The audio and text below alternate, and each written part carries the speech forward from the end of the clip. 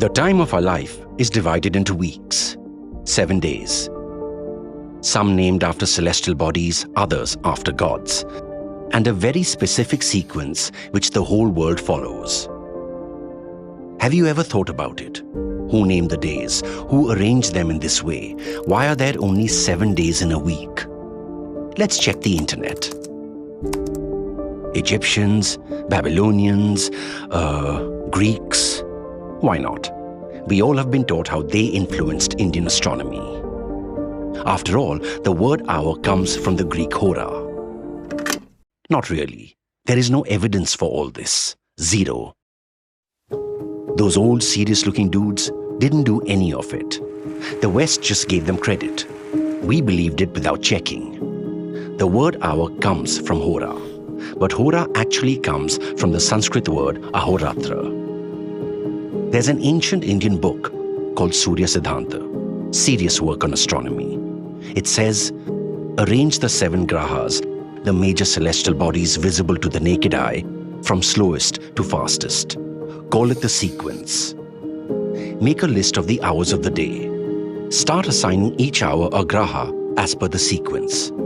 When you reach the bottom, carry over to the next day. The graha that gets the first hour of the day is called the Dinpati.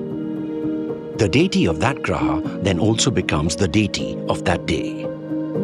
This is how the days get their Vedic names. And notice the sequence?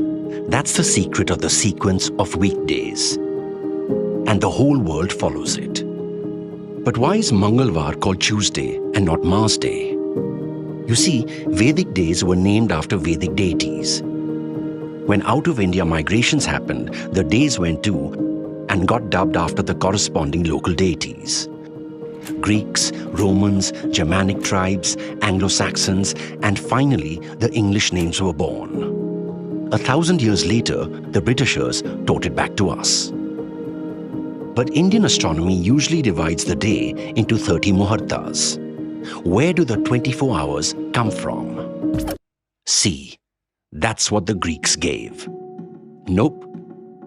Srimad Bhagavatam talks of ancient times when the days were divided into 24 parts, not 30. That's where the word hora gets called as the 24th part of a day, the hour. It's not just Surya Siddhanta or Bhagavatam. Aryabhatiya also talks of the same logic for naming and arranging the weekdays.